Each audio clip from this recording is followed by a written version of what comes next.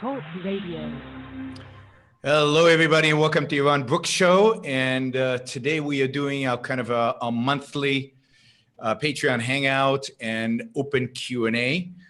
I'm in the dark. Why am I in the dark? What's up, Pamela? No, it's beautiful sunshine. It's Puerto Rico. I don't know. Pamela's got her shades down in my video. So we're joined by Jennifer. I think we'll be joined by some other people, but I'm also going to do this in open Q&A. And I'm going to take Jennifer has priority, and anybody else who joins us live on Zoom.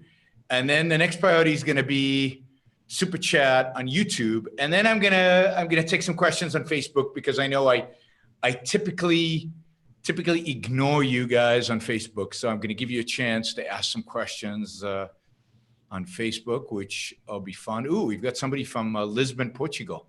We don't usually get Portugal on here. That's good. And I think that's the schedule, right? So pretty much open. And don't forget to use the Super Chat if you're on YouTube. And I'll take you guys on Facebook, but I have to see the questions. So I don't always see them. So if I miss your question, ask it again. All right, we're going to get rolling with Jennifer, and then we'll see what happens after that. Go ahead, Jennifer. The floor is yours. Okay. Sometimes people talk about chemicals a lot, and they talk about, like, my friends will say, oh, this this product's natural, so it must be better. And I tell them everything is a chemical. So do you think it's just an anti-human type of attitude? Yeah, it's an anti-man-made attitude. So, for example, there is cyanide is natural. There are a million plants out there that if you eat them, you die pretty quickly. Scorpions are natural. You wouldn't want to get bitten by one.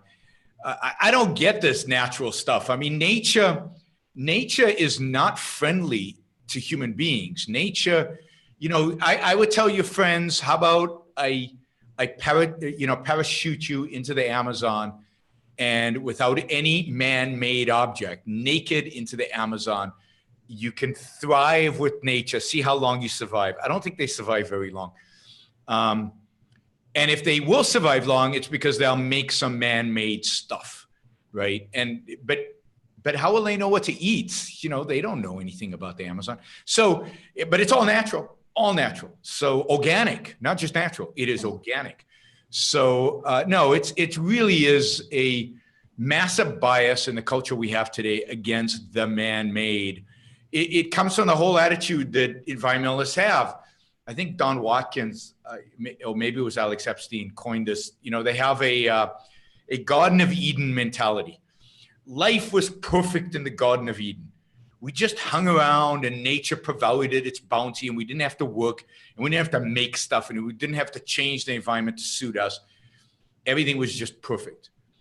And that is kind of sick. That's anti-human, because the Garden of Eden, whatever we were in the Garden of Eden, we weren't human. We were an animal. We didn't use reason. I mean, it's when Eve eats from the, hey, Matthew, when Eve eats from the, what do you call it? The apple tree? The apple tree, but it's the tree of knowledge, right? In other words, and she wakes up, suddenly she's alive, right? After she eats from the tree, from the apple, right? Basically, what that does is engages reason. That's the metaphor. We engage our reason. We become human only after we are kicked out of the Garden of Eden. So the Garden of Eden, we are animals, we are non-human. But that's what people perceive as ideal. It's to be an animal. It's to not have to think. It's to not have to figure stuff out. You just instinctively know what to eat and what not to eat, what to do, what not to do. And you can just lounge around all day like lions do, I guess. They have sex, they go hunting once in a while, and the rest of the time they just lounge around doing nothing.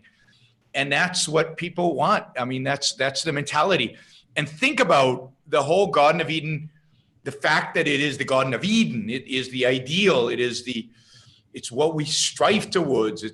I mean, that's sick. That's anti-human. And it's why religion is so evil and dangerous. It's because it presents us with these metaphors for the, for utopia. And I watched Jordan Peterson's analysis of the Garden of Eden, and because he wants to, present religion in a positive light, he completely misrepresents what's going on in the Garden of Eden. Although even he has to acknowledge the fact that what does it mean to eat from the tree of knowledge? It means to wake up. It means to have self-awareness, which ultimately means to think, to use reason. So, that is what the Garden of Eden actually means. And, and religion is full, all those religious stories are full of anti-reason, anti-man, anti-individualism stories that are there to make sure you're part of a tribe and don't think for yourself. All right. I'll ping pong between Matthew and Jennifer until I get some super chat questions. So far, nothing. Matthew, you have to unmute yourself though. All right. All right. Can you hear me now? I can perfectly. All right. Well, yeah, I just want to talk a little bit about art, I guess. Recently went on a vacation out east. We stopped in Philadelphia and went to the Philadelphia Art Museum there. And then on our way back, we stopped in Pittsburgh and forget the guy's name now. Warhol. We stopped at the Warhol Museum there. And I guess I'd like to get maybe a little bit, if you know anything about the Philadelphia Museum, anything that stood out to you there. Personally, I like the Warhol Museum a little bit better. The more modern, clean lines is more my style. But there were some things in the Warhol Museum that I found a little bit disturbing as well. So I guess I'd like to put that ball in your court and let you go. So it's been a while since I've been to the Philadelphia Art Museum, so I don't remember exactly what's in there. And there are two museums in Philadelphia. One is the Philadelphia Art Academy, and I think they have a museum. And if I remember right, I actually liked that one better. It had a lot, both of them I think had a lot of 19th century American art, which I like a lot. And but I don't remember the details. I just remember liking both museums and liking the art museum in Philadelphia. I like that period, late 19th century in American art. And a number of the great artists, the great painters in particular from that period, actually lived and worked and taught in Philadelphia. So there's a wealth of great arts at both those museums. I don't like Andy Warhol. There's nothing about him I like, right? I'm not sure what he does is even art. Sticking a bunch of Campbell's soups together it does nothing for me, or putting 20 Marilyn Monroe pictures right next to each other. It's I don't know what it represents. I don't know what it means, but that's true of most modern art, that, it's kind of representational, at least with Andy Warhol, but it's random. I find it random and meaningless and dull, so I'm sorry we disagree on this, but, so I look at an Andy Warhol and I have no idea. I don't feel anything. I don't, it's just emptiness. And I think he belongs to that period of American art in the 1950s and 60s and early 70s, where it really is nihilistic and doesn't convey anything. And I think modern art generally is not art for the most part. Andy Warhol, because he's representational, is maybe borderline, but I don't know. I just, if it's an artist selected, so art is a selective recreation of reality based on an artist's metaphysical value judgment. I don't know that, he's somewhat selective, but I don't consider Campbell's soup label, it's so insignificant. It's so meaningless. So the metaphysical value judgment he's making is the insignificance of, I don't know. I don't know what to make of him, and he does nothing for me, and I don't like him. And I suspect that Ayn Rand hated him. And there's probably something in the Romantic Manifesto about Andy Warhol, but I can't recall. Because she would have been familiar with his work during that period. Right. I hope it tastes good, Jonathan. It looks, you seem to be enjoying the food. And Jonathan joined us, and he's eating. It looks good. Now I'm hungry. So I don't know if you want to follow up, Matthew, on that. Well, yeah, I'm not going to obviously contest you on your opinion, but I found some things I liked about Andy Warhol, I guess, was his attitude towards monetizing his work and making money any way he could, and not accepting what seemed to be the current trend in the art industry, to kind of turn your back on that side of it. And he was willing to take dollars wherever he could find them, and he didn't care how they came, and he did that sort of work for companies and publications. Yeah, but that's why I think of him more maybe as a graphic artist than as a painter or real artist. Because there's another flip side to that idea of taking money however it comes, right? Which is Howard Rourke in the Fountainhead turning down the money for the bank building because it violated his artistic integrity. And the question is, did Andy Warhol have artistic integrity? And I don't know, because I don't know what the art is. It seems more design. It seems more illustration. And even when it comes to illustration, I prefer, there's a bunch of others. Problem with me is I can't remember names, but I prefer Norman Rockwell, although the real problems with his themes.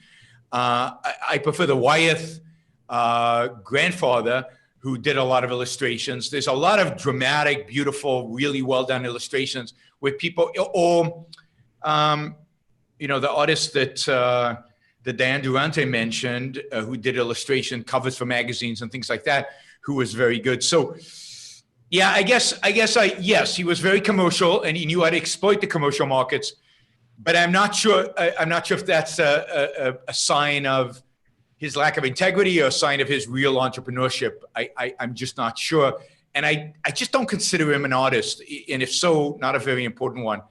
N.C. Wyeth is the name I was thinking. And in terms of Philadelphia Art Museum, the one artist I really like, and again, I don't remember if he's in the Art Museum or the other, is Eakins, Eakins, who was one of the masters of American painting and who taught at the Philadelphia Academy, trained a lot of the great painters that came out of America during that period.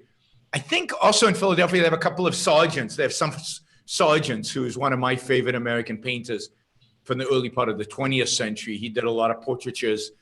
And I love the work, some of the work, not everything, but a lot of the work of Sargent. All right, good. Jonathan, your turn. Caught him in between bites. If you have something, if not, we can go back to Jennifer. No, you're muted. You're muted. Let me unmute you. Opinions on pound. Do you have any opinions on pound cake? Philosophical. Yes. I don't eat pound cake. I eat this ridiculous, no sugar, no carbs, no cake. I thought life was about pursuit of selfish values. I don't like sugar anymore. It's like when I have something, like I ate dessert yesterday. I figured, okay, I haven't eaten dessert like in 2 months. I'm going to eat dessert. And I enjoyed it for a few bites. And then it was like, ugh, I got this sugary taste throughout my mouth, and I just didn't enjoy it. So you can change what you actually enjoy in food. And believe me, when it comes to pursuit of good food, I'm on top of it, right? So I know. I'm a foodie. I travel around the world in search of good food. I'm off to Brazil. I'm looking forward to a lot of good Brazilian modern food. And but I can't do pound cake. I can't do sugary stuff. I don't do bread. Although once in a while, if the bread is really good, and once in a while you get some really good bread, I'll cheat, right? So cheating is good. I'm all for cheating when it comes to food, at least. And certain games. No, I'm kidding. But other than that, I try to stick to the diet that actually has worked for me. And now, nobody Nobody take what I just said as dietary advice. Nobody take what I just said as the objectivist diet. Yaron said you shouldn't eat X. This is what works for me.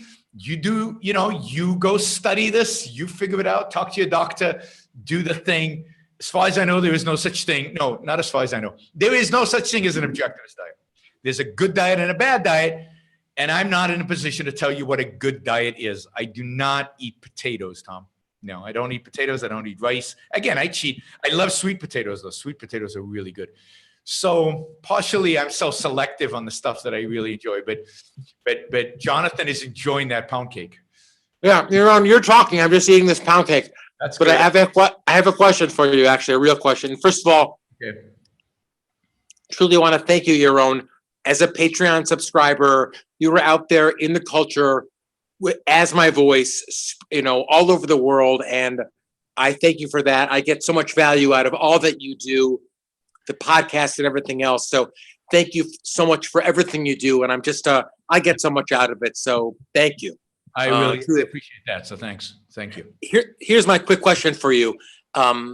And probably one of a few, but back during the Tea Party phenomenon, the Ayn Rand Institute, and you really saw a great opportunity, and it's up for discussion as to what happened or whatever, but saw an opportunity in the culture is to really make a political change. I wonder very briefly if you see now, kind of given the shifting tectonic plates in American political culture, the only graph that's rising in terms of political affiliation in America is independence. Yeah. People are throwing out both parties. So I wonder if you see the same type of opportunity. I know you always say politics comes later, it comes after, but do you see an opportunity in American politics now, given the culture, to make an impact for objectivism? Thank you.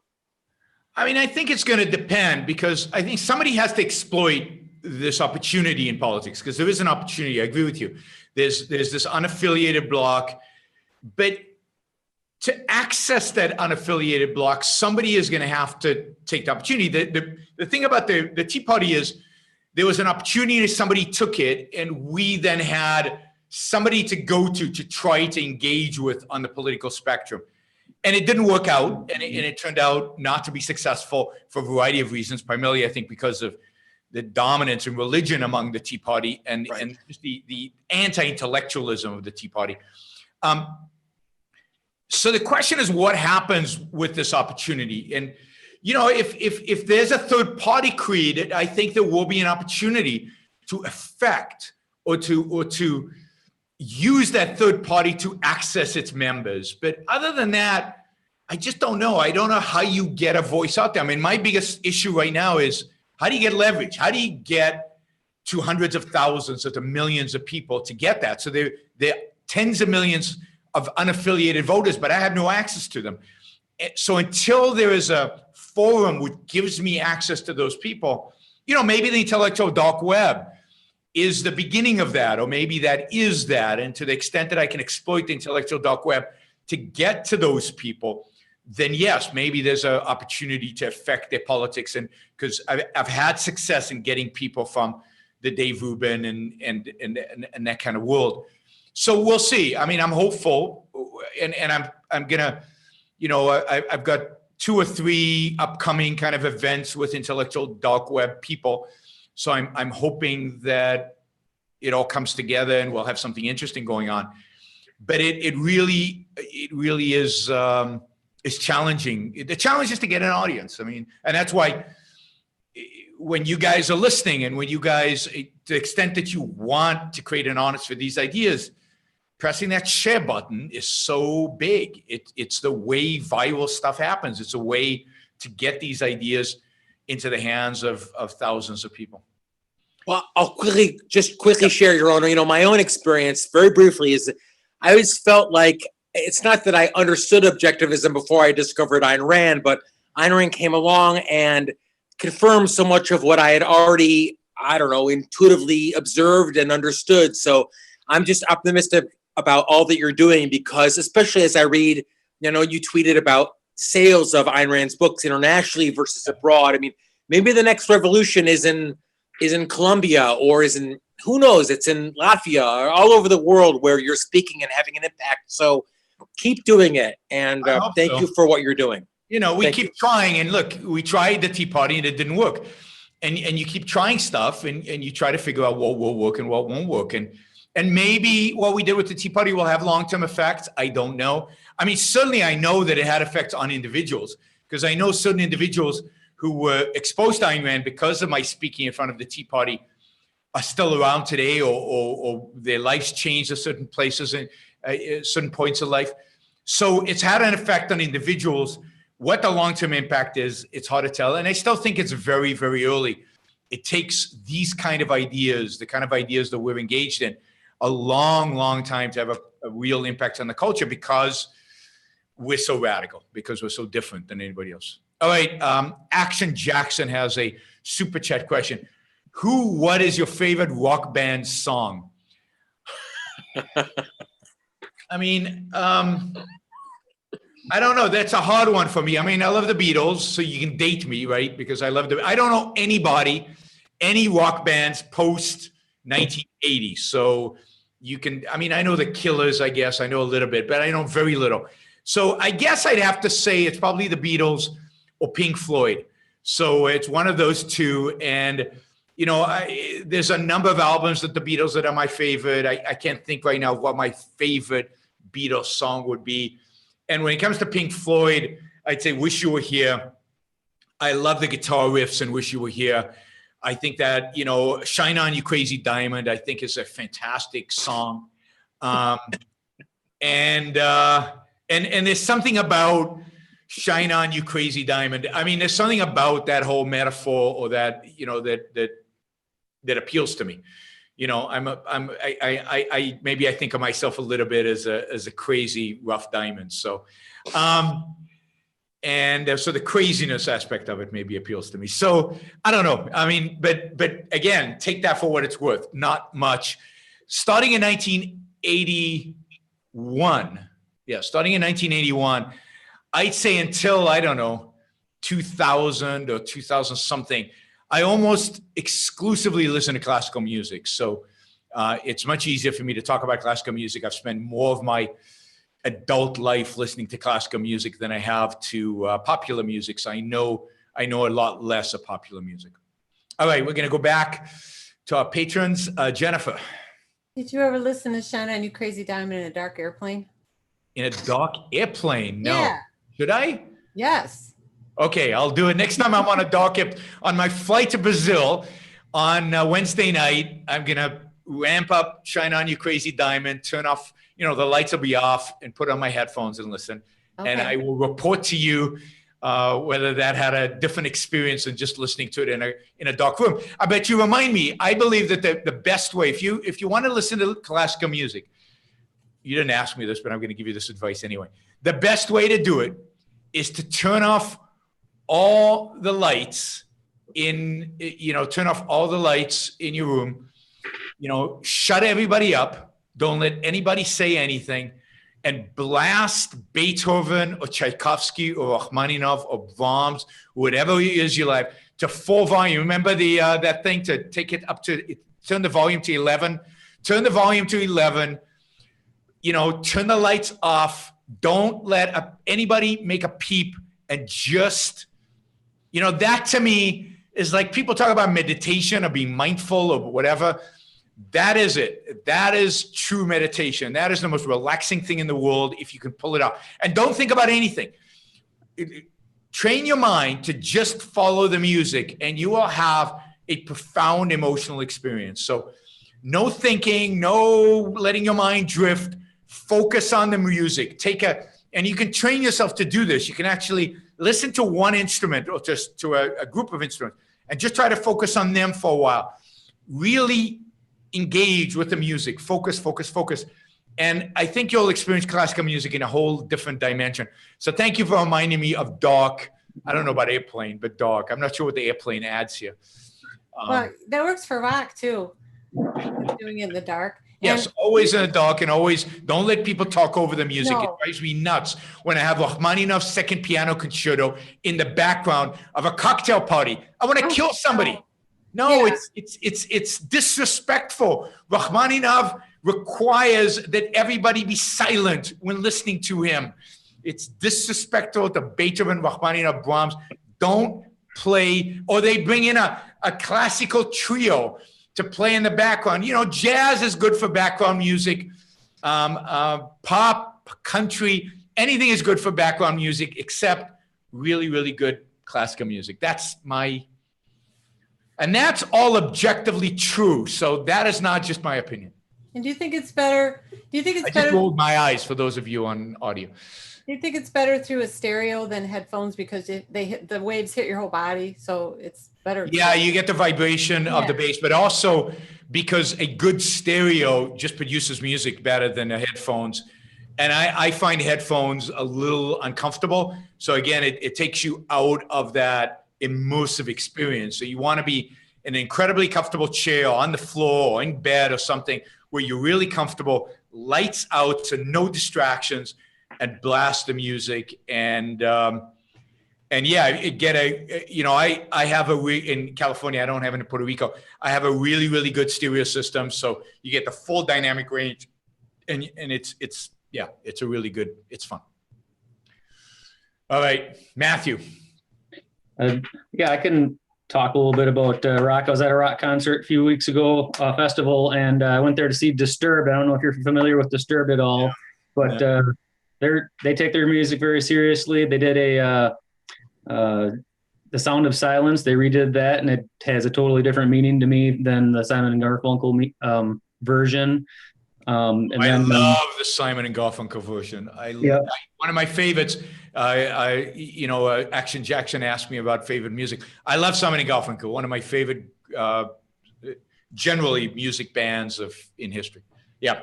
And I will say, just to close that, I went there to see Disturbed, and I left there a big fan of Seven Dust. They put on a fantastic show, very powerful. So then I guess kind of Jonathan kind of was getting to a question that I was thinking of for you, and that would be if the Ayn Rand Institute was going to fund 3 political candidates, one in the Republican presidential, one in the Democrat presidential, and one in the Libertarian presidential, how would they market themselves differently for those 3 groups? All right. So first, just to be clear, so there's no confusion, the Institute can't fund a political candidate because 501c3 and we're not allowed to and all that. I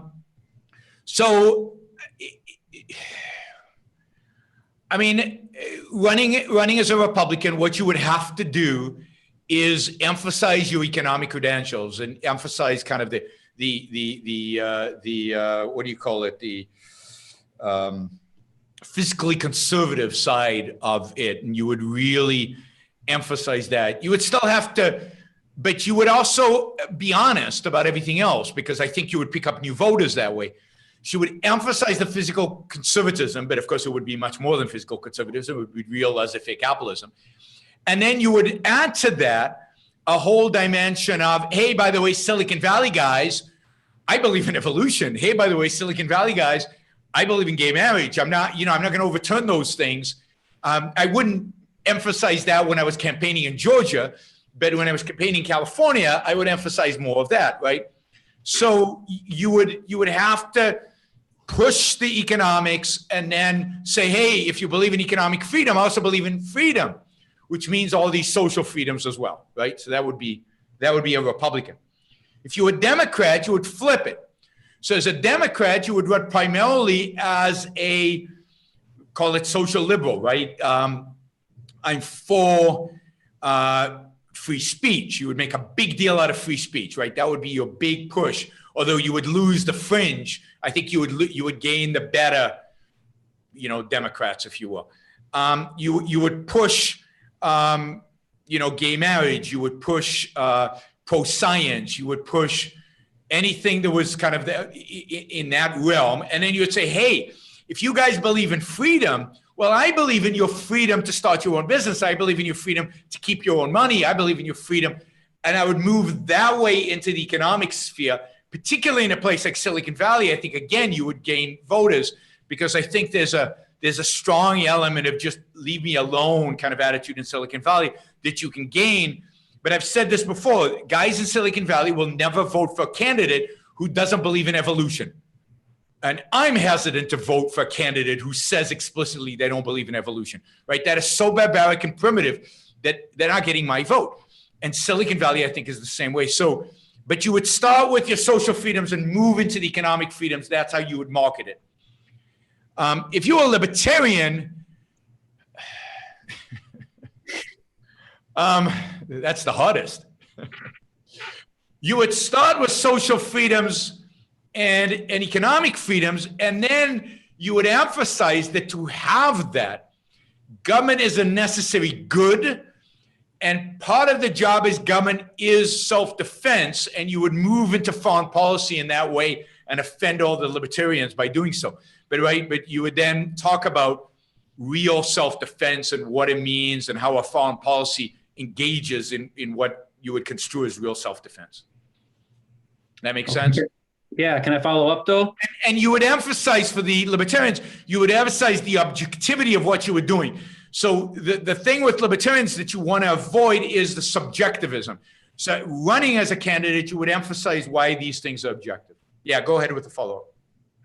Of those three candidates, assuming all three of them run a perfect campaign by your standards, which one do you think would have the most success, make the most headway within the respective parties?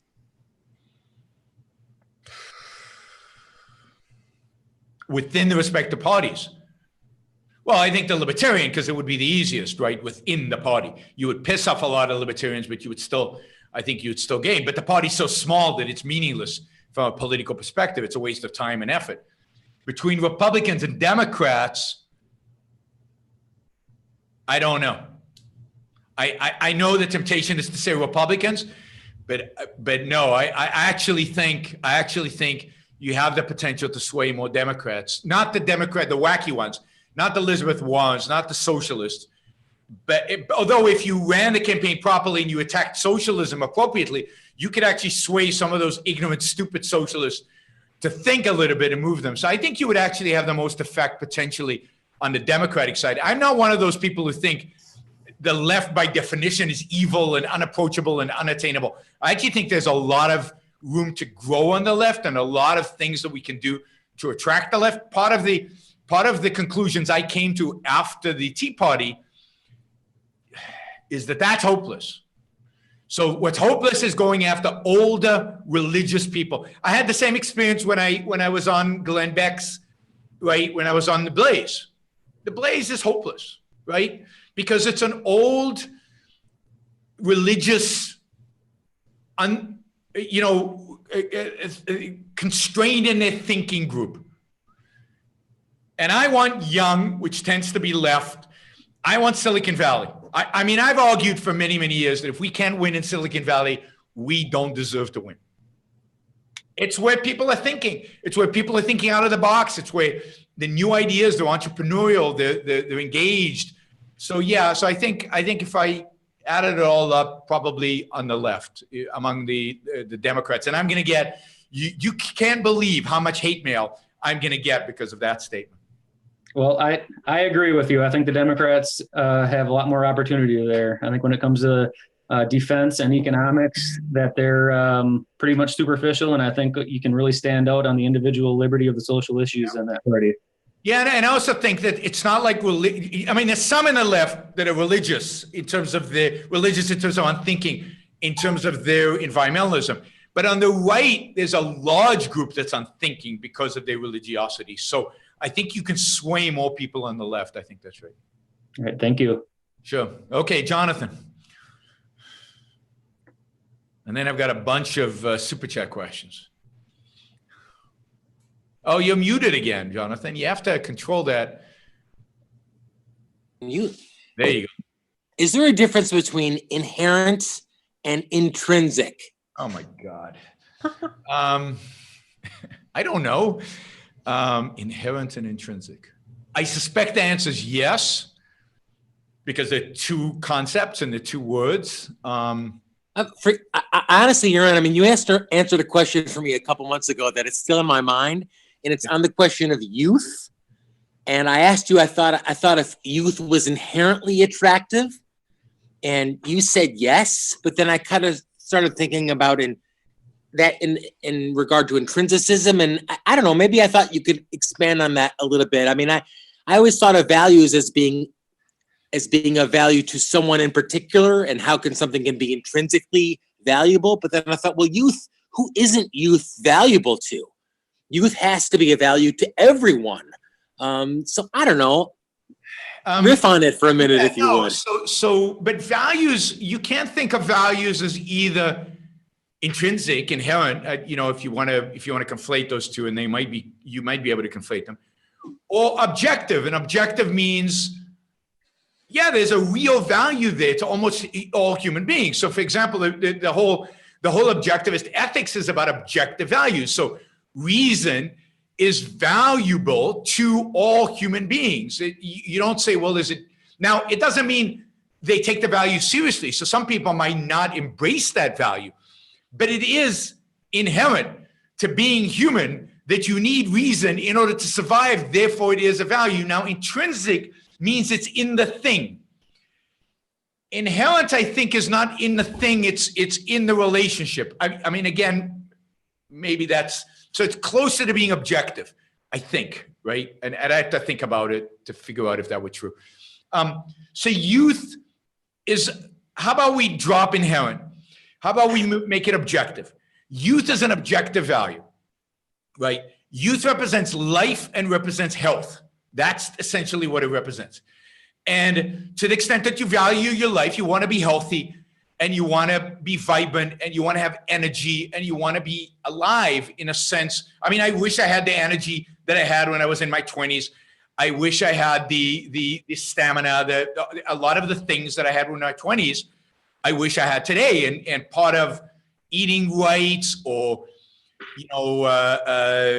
going to the doctor regularly and figuring out kind of the balance of all of that, is to try to retain as much of those characteristics that we associate with youth as possible.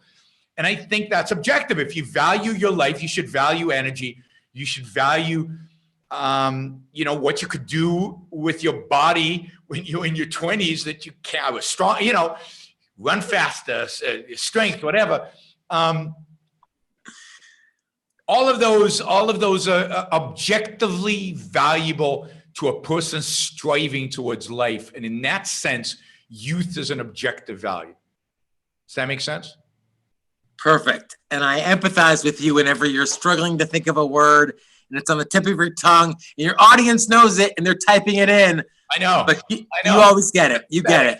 It's pathetic. You get it. But it's, the funny thing is, I've had memory issues since my 30s. So, but yeah, I miss being physically, I probably peaked at 18, something like that. So I miss being 18. That was my peak in terms of. Not true, Yaron. You have a lot more to do. So not true. No, yeah, but I peaked then. I'm not saying I've crashed yet. I haven't crashed yet. But I had my first back surgery when I was 19, and it just was never quite the same. So when I was 18, I could do anything physically.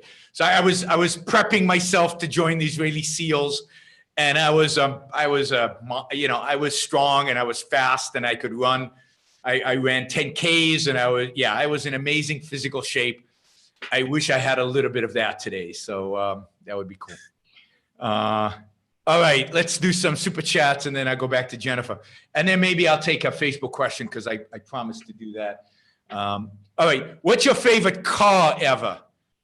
I mean, that I own, that I dream of. I guess the favorite car that I've owned is the car I own right now. I'm about to sell it, unfortunately, because it has no use in Puerto Rico and it's in California, and I'm getting rid of my cars in California. It's my Audi S5 is my favorite car I've ever owned. And in terms of my favorite car, in terms of that I'd like to own, I think it's the Aston Martin, the Aston Martin. I forget it. I forget what's it called, but it's Aston Martin. And I had a friend, a colleague that I knew, and he had two cars. He had a Ferrari, had this beautiful Ferrari, and an Aston Martin. And you like the Aston better? And I like the Aston better. And you know what he told me when I said I like the Aston better? He's, you know, this, you'll find this amusing. He said, that's your feminine side, Yaron. Because supposedly Aston Martins appeal to the feminine and Ferraris appeal to the masculine. All right, so be it. I think the lines on an Aston Martin remind me of a woman. So maybe that's the feminine or whatever. But I think that car is gorgeous. Now, in terms of driving, I don't know, because I've never driven an Aston Martin, and I've never driven a Ferrari. I've been in a Ferrari with somebody else driving. Amazing. I've also been in an S7, which was a Celine supercar. Oh my God, that thing could move. But I've never driven it. I've been in that car with a professional driver driving through a slalom course, and that was unbelievable. All right, Action Jackson's asking me the deep, important questions today, but that's cool. People get to know me this way.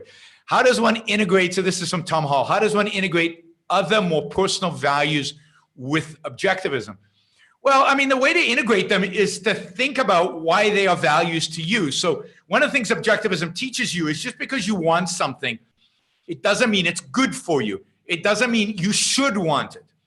So the way you integrate them is by thinking, is this a value I should want? Is this really a value to me? What does it do for me? How does it add to my life as a human being? How does it add to my life as a rational being?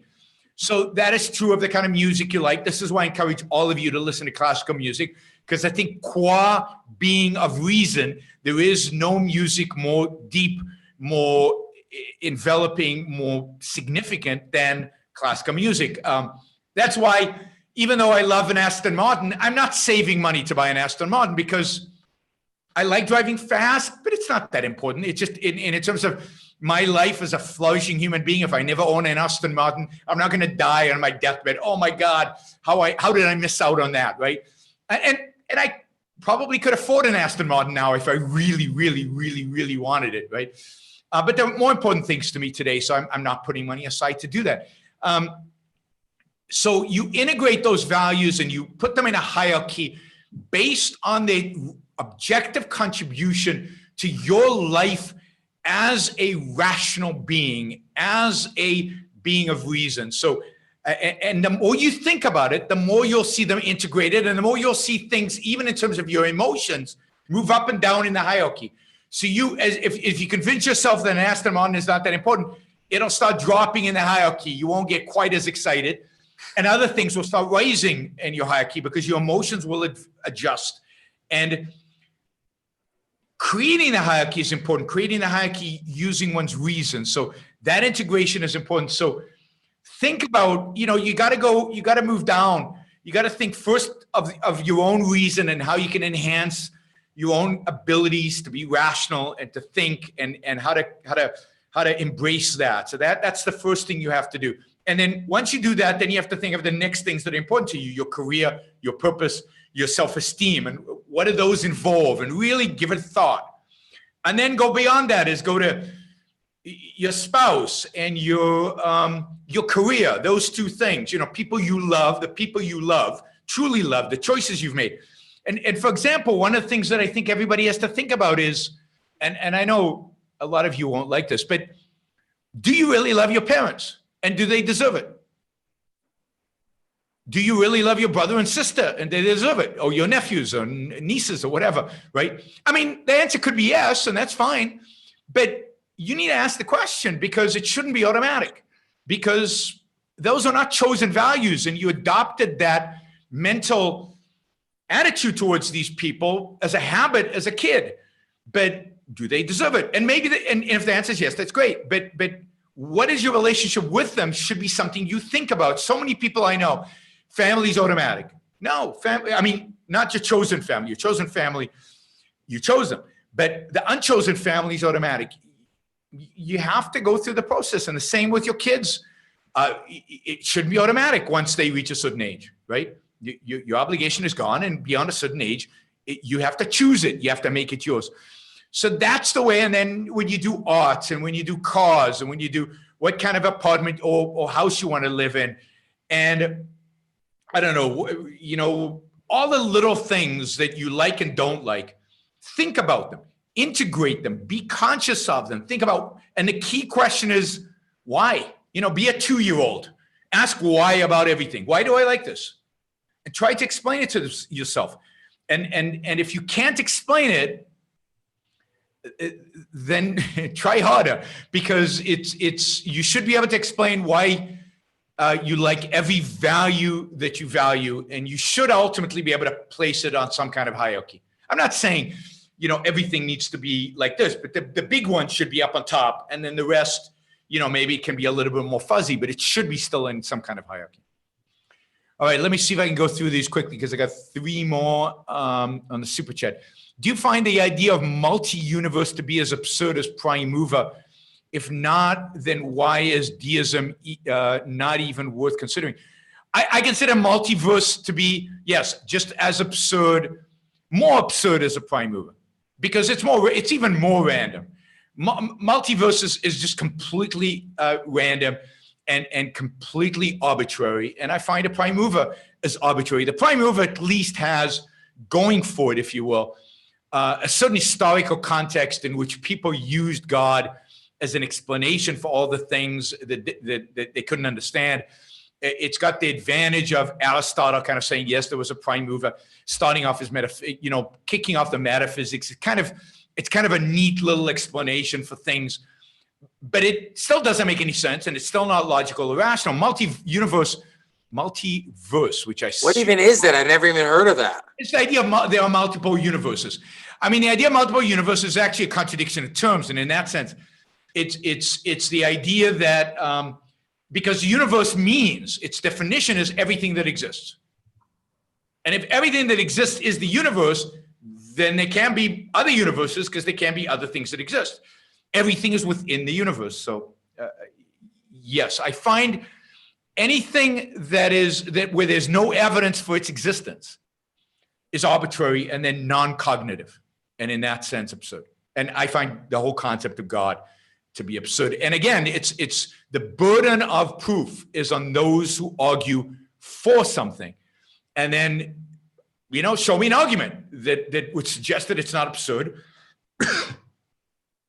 And I'll consider it, but I need an argument, because I've never heard an argument for the existence of a prime mover that didn't strike me as completely arbitrary. And I've never heard an argument for multi-universe, and I think that's what you mean by multiverse, that I didn't think was completely arbitrary. Okay, how much do you have to pay to get? How much do we have to pay to get you to do a Yaron Reacts video? What is a Yaron Reacts video? So I'm not sure what a Yaron Reacts video is, but I might do it for free if it's a good idea. So I don't know. Maybe just put down here what a Yaron Reacts. What a Yaron Reacts means. Okay, here's the last one. What's your opinion on salary caps in sports? And they give last place team first pick in the draft. I think it's dumb to reward failure and force parity. I mean, I don't know if it's dumb. It's a voluntary issue. It's the idea of trying to create more competition. And since it's a what kind of spectator sport, to attract more, I mean, the owners of the teams have to decide on what is going to generate the most viewership and what's going to generate the most interest. So I don't have a strong opinion. They've come to the conclusion that this maximizes their profits. That is fine. They run it like a business. It's a cartel, if you will. There's an example of why cartels are not a bad thing. They work in sports. Maybe they would work in business too. Who knows? And other businesses too. So I don't have an objection to it in the draft. I think it gives teams the opportunity to get better, which makes them more entertaining, which enhances everybody's. I think competitive. It increases the competitive juices and get things going. I mean, again, it's a private business. It's not government forced. Obviously, if it was government forced, I'd be against it. And it's not philosophical in the sense of, oh, we're egalitarian and we don't want to have too good of a team. I mean, look at the Golden State Warriors. in spite of the salary caps and the worst team getting the first draft pick.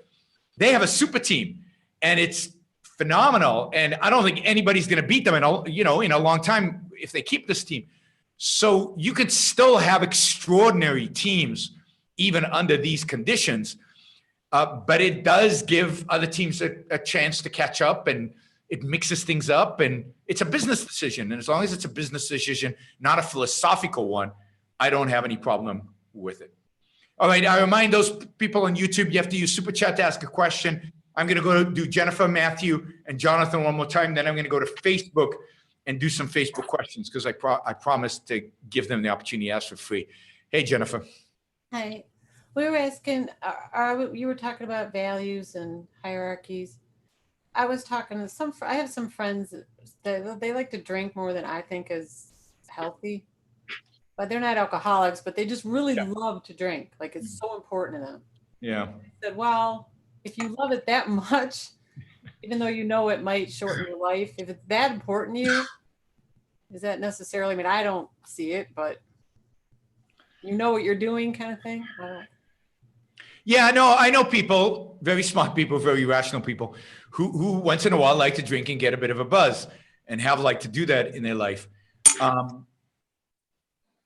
I don't, I can't, and I'll add to that. And people again are going to be pissed off. I don't like being around people who have a buzz. I just don't like it. I mean, they get this look of lack of focus in their eyes. Their words are slurred. All I want to do when I meet somebody like that is walk away. Yeah, to me, it's like they're not there anymore. What's the point? I mean, what's the point of me engaging with them? Maybe they're having a good time. I don't do it. Last time I got drunk I was a teenager, about the same time I smoked pot, which was, I think I was 15 or 16. I hated both experiences. Pot. No, actually, I liked smoking pot, but it gave me. I laughed a lot, and I figured I can get this without putting a chemical into my brain. I can have the same feeling, so I don't need it. But I actually preferred smoking pot to drinking. Drinking, I got sick. I didn't like it. I don't know. I don't have a tolerance for alcohol, so I don't like getting buzzed, and I don't like being around people who are even a little bit drunk. So if you get drunk, I just told you I don't like being around you. And I find it, I mean, I don't get it. And again, somebody says here, Ryan says there's a difference between being drunk and buzzed. I get that there's a difference. I guess I don't have it, so I don't have that difference. I go from one to the other very quickly. But if you like being a little buzzed and you do it periodically, you don't do it every night, and so it's not really hurting your health too much, then go for it. But if you're really hurting your health, and if you're really diminishing your capacity to think on a regular basis, I think you have to question your values if that is really the case. Somebody's asking on YouTube a question, not on chat, but I like the question, so I'm going to answer it. Are there any audio recordings of Ayn Rand which AOI has now released to the general public? Yes, quite a few. There are all kinds of rights issues. We got a lot of audio cassettes, still cassettes, that I think are now going to be digitalized. We're going to try to release more of those for you if we can secure the rights for them. So the one thing I don't want to do is violate property rights, but at some point the copyright is going to be diminished, is going to go away, whatever, 75 years, whatever the standard is. And at that point we'll release everything. But yes, there's a lot of audio tape stuff of Ayn Rand that has never been released. It's including like the seminars, the epistemology seminars, and she did a politics seminars. A lot of them have made it into the written form, but have never been released in audio. So I'm hoping that in the years to come, soon, as they become digitalized, they will be released into the public.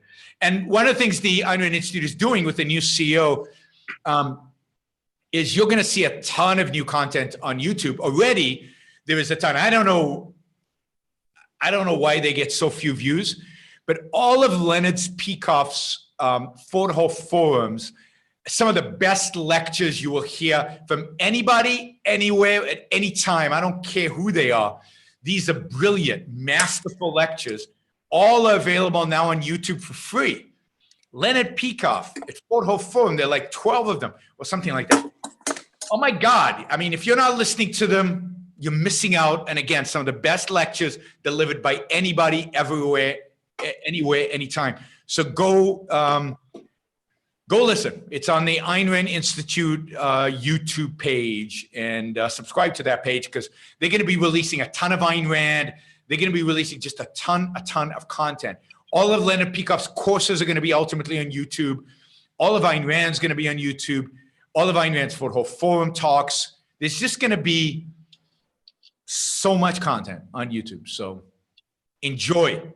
No excuses. And that's really good. I mean, Yaron Brook is not bad, but Leonard Peikoff and Ayn Rand, I mean, that's real good stuff, and you shouldn't be missing out on that. All right, we will get to the super chat in a minute. I've got Matthew and then Jonathan. Matthew? Yeah, hi, Yaron. I'll touch a little bit on the sports topic that was brought up. You know, one thing that I think can be said about the parity with respect to physical talent is it really forces franchises and teams to differentiate themselves through using their mind and their philosophical approach to doing business and competing. And I think you really see that with the New England Patriots and the way they've been able to be relevant for so long. Is I think they've got a tremendous owner with an absolutely brilliant head coach who, when he does finally open up and talk, when he talks football, it's just on a different level, and it's amazing. Well, it's true. It's true of all Boston sports, right? Yeah, I mean, the Red Sox have managed to keep together, and look at the team right now. It's full of young talent, amazing talent. Yes, they paid for JD Martinez. They paid a lot of money for him, but a lot of those kids that are there, the outfield almost exclusively is people that came out through the farm system. A lot of the infielders as well, third base and the shortstop. So you know, the Red Sox have had some, over the years, some really good general managers and have done phenomenal jobs. And that's why they've won so many World Series in recent years, is because of that skill set. But I still go to the 1975 team that should have won a World Series with, and all of those were farm raised, you know, Fred Lynn and Rice and Cotton Fisk, and that was a phenomenal team. So, and then of course the Celtics have a brilliant coach, young coach, really, really smart. And look at the young players they've drafted, all really, really talented, amazing. And they don't have the talent a lot of other teams have, but yet they made it to the East Coast Finals twice now, when nobody expected them to be that good. Nobody expected them to make it there. And that means that the coaching and the talent scouting have been extraordinary. So as you can tell, I'm a big Boston sports fan. Not so much the Patriots, because I have a problem with football, but the other sports, I'm a huge Red Sox and Celtics fan, and I think they deserve it. And I hate the Los Angeles Lakers, because LA Lakers are just about Hollywood, superficial, and you know, any team that has a bunch of superficial, nothing movie stars, sitting in the stands, and that's all people care about, is not worth rooting for. Now I'm really going to get the hate mail. Really going to get the hate mail. What are you going to do? Yeah. All right. Jonathan? Very briefly, Ron, just wanted to thank you for just how you've been expanding your productions in terms of art and in finance, the personal finance production you did a couple of days ago. Thanks. It's really interesting stuff. And also briefly echoing your point about Dr. Peikoff speaking. I mean, these are presentations that we paid a lot of money for in the last couple of decades, and happily, and to see them now available even for free, people are missing something if they're not taking advantage of Dr. Peikoff's work. So, I mean, I'm a satisfied customer, so what can I say? Quick question. I know we're short on time, but am I right? In the past, you talked about, Yaron, this is kind of out of left field. You said you were mystified by people who had long engagements. Am I remembering that? You thought there was something about... Yes. Right? You said people who have long engagement, who are engaged for a year or more. You thought you get married, you get engaged and you get married. My question to you is about the other side of that, which is kind of divorce.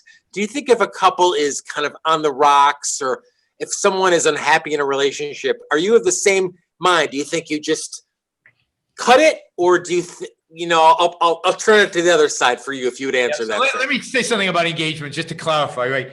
So I'm all for people living together without getting married for a long time. I think that's fine. I don't have any problem with that. It's just the whole concept of engagement is foreign to me. Like, my wife and I decided, or really she decided, we were going to get married, and we got married. I mean, that was it. There was no, otherwise we would have just lived together for a while and then decided to get married and got married. So, but she didn't, she skipped the whole, let's live together. She just, let's get married. So we did, and it worked out.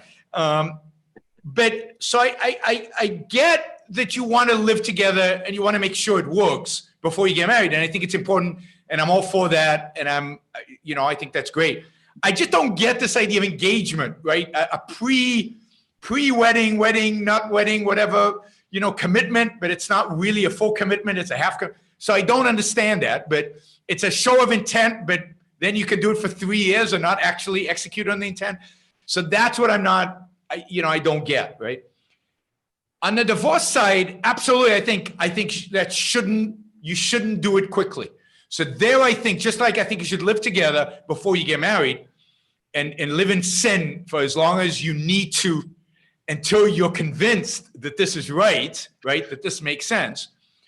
I think that you should given that you've made the commitment, given that you've lived with the person a certain number of years and you've invested a lot in that person, I don't think it's something you can give up very quickly unless that person has done something so offensive, so immoral, if you will, betrayed you in such a deep way, then it's all over. It's cut, dry, finished, it's done.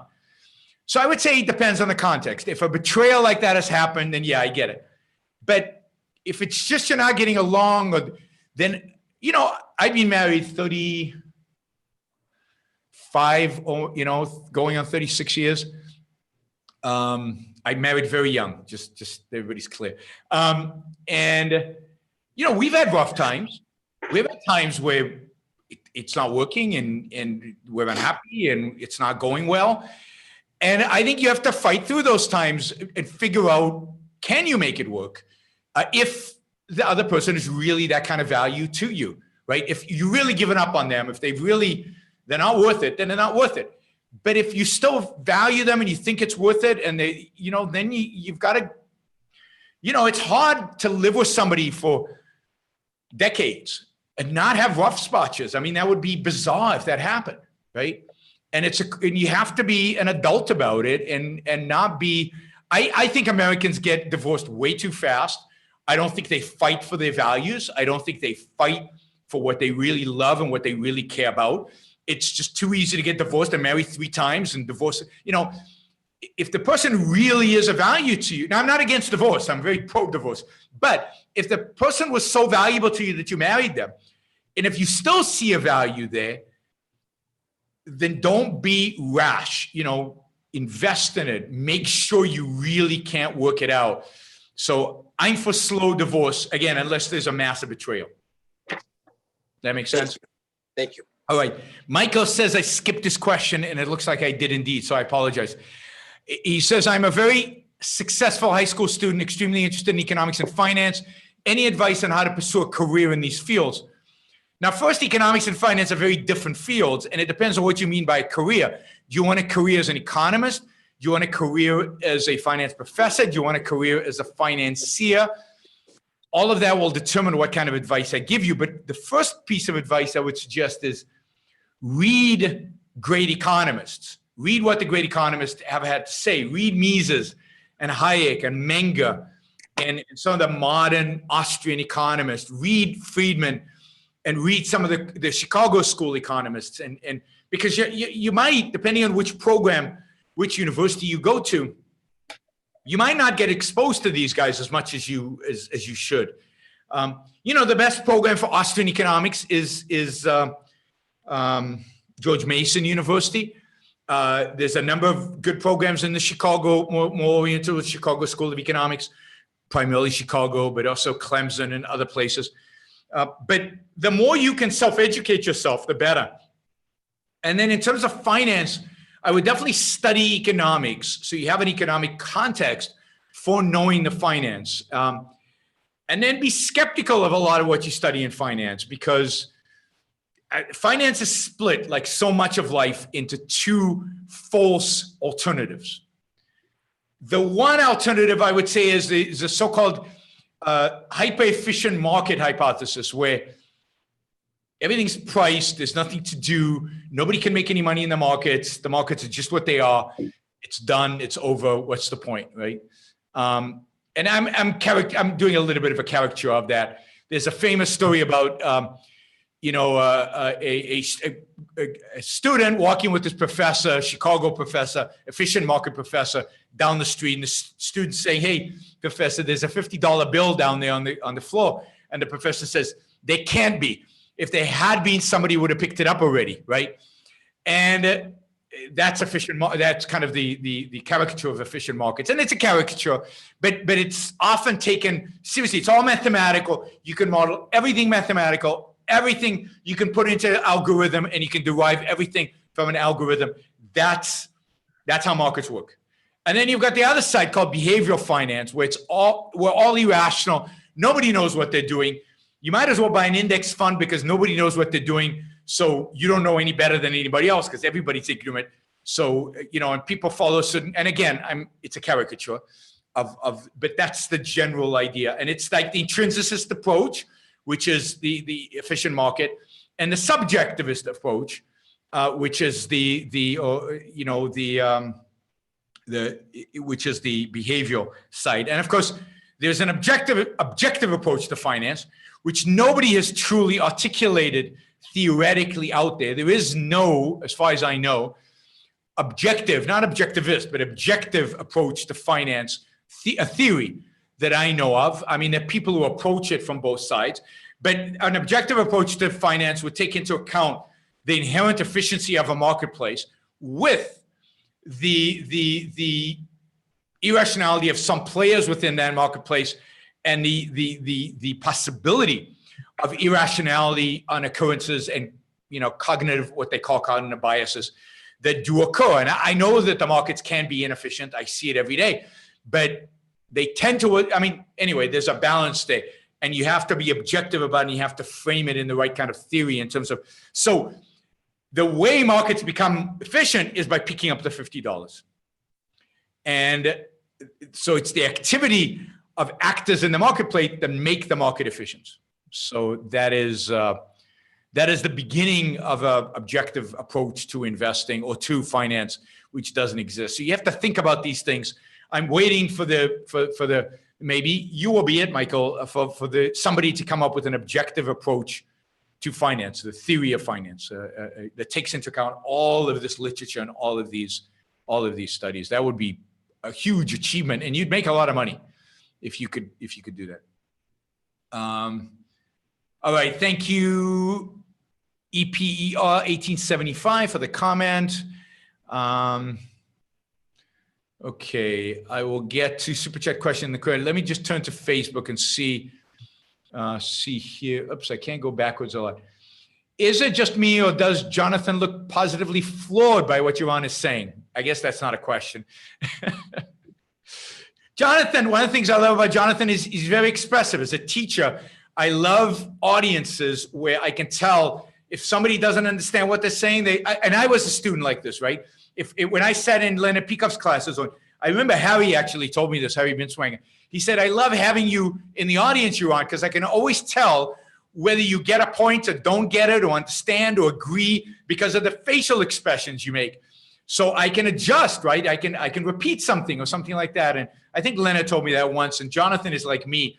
You can always tell from his facial expressions whether he approves, disapproves, gets it, doesn't get it. And that's great. It's a great, as a lecturer, to have people like that in the audience. I love to be, and it's one of the reasons I don't read my lectures, so I can scan the audience and be able to tell who's listening and who gets it and who doesn't. All right, let's see. Hi, Yaron. About African art. I just came from a store where there was African art for sale, mainly wood sculptures and mostly about animals. or men with farming tools and women with baskets. To the extent that art can change culture, do you think if they were romantic instead of realistic, Africa could be a different place? Well, I think you're replacing. There's cause and effect. People, but they're connected. It spirals. So romantic art will have a positive effect on Africa, but it can't have a positive effect, too positive an effect on Africa, unless Africa starts changing its values, which requires philosophy and ideas.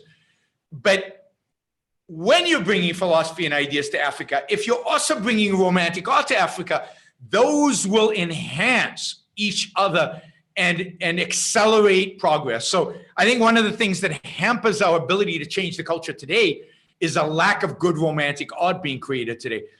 In the dim hypothesis, Leonard Peikoff talks about it, that it's not enough just to project philosophical ideas out to the culture. You have to have a great objective, integrated educational system or educational curriculum. You have to have a great theory approach to science, and you have to have great art. Great art, not in the sense of great art, but in the sense of integrated art, art that celebrates integration, art that celebrates romantic art. So you have to have romantic art, proper approach to science, and a proper approach to education, in addition to the philosophical ideas of Ayn Rand or of Aristotle. So you can't have them, it can't just be philosophy. So if you're interested more in that, I would definitely read Leonard Peikoff. But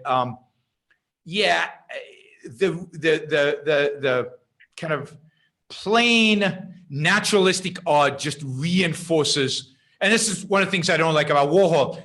It doesn't inspire, it doesn't push you, it doesn't get you to challenge your views about anything. So it's static, and so it doesn't help in cultural change a culture.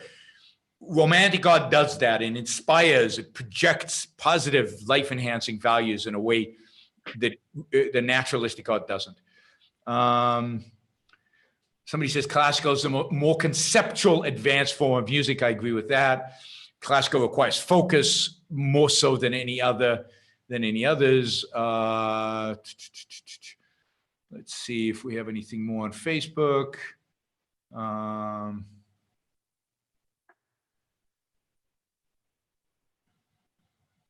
I don't see questions. I see a lot of comments, which I don't have time to read. Okay, what are your thoughts on the cognitive stratification of society outlined by Charles Murray and Richard Herdstein in the bell curve? Do you think public policy could play a role in some of the problems this presents? Is it just futile to attempt to resist it? I'm skeptical about these classifications of IQ based on race. I've addressed this elsewhere in previous things. Among other things, the variation between individuals far exceeds the variation between groups. I don't find classifying people based on groups helpful. I don't know what a black is. What does black mean? So in Brazil, in the United States, you're black if you have a little bit of African blood in you, and it can't be North African because they're not black. It has to be South African or below the Sahara. So you have to have black skin to be considered black. But if you have a little bit of blackness, I hate this, right? In you, you're considered black, right?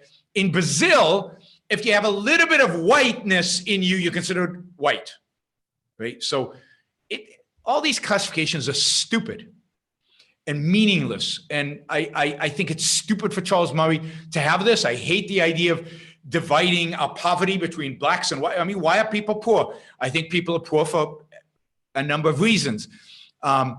Culture has something to do with it, and some of the culture in these neighborhoods that have a certain ethnic characterizations are bad for those neighborhoods. But again, we reinforce it by emphasizing that there's black culture and white culture and Hispanic culture and all these subcultures based on racial identifications that I believe are meaningless.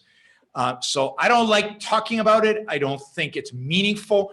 And in terms of public policy, the only public policy that's legitimate is protecting individual rights.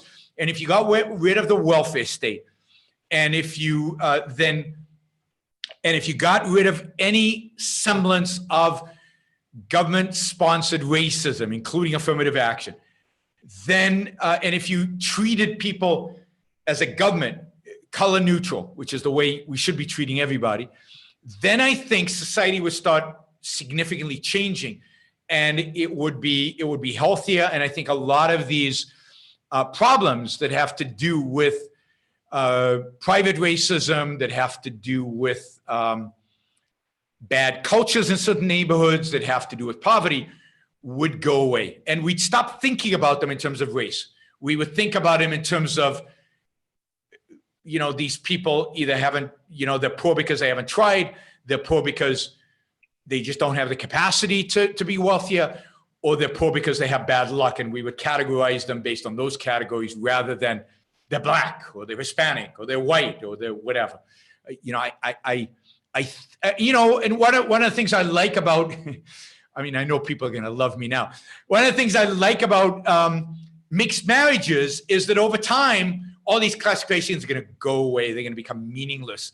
So yeah, go find somebody of a different color and marry them. That's ridiculous what I just said, but I like the fact that the trend in society long-term is towards having no color, because I hate the idea that people judge people based on such a stupid, insignificant, meaningless thing like the color of their skin. And some people tell me, oh, but you support Israel, which is, mono whatever, racist or mono ethnic, but that's just untrue. If you know anything about Israel, the Jews come from every corner of the planet, have different colors of skin, including complete black if they come from Ethiopia, to all kinds of shades of brown, to the whitest people, Jews from Scandinavia, Northern Russia, or whatever. And so in that sense, Israel is a multi-racial, whatever the hell that means, and even multi-ethnic, because the ethnicity of Sephardic Jews is very different than the ethnicity of Ashkenazi Jews. Their cultures, their ceremonies, their habits are very different. And again, I think the more those disappear and the better cultural elements rise and the more primitive cultural elements descend downwards, the better off we are. And who the hell cares about anybody's skin color? Nobody should. I long for the day, and I have a dream speech, and I share the dream of a colorblind society, a truly colorblind society, where nobody talks about it because it doesn't matter. Nobody cares. So I don't like the fact that Charles Murray published the IQ graphs.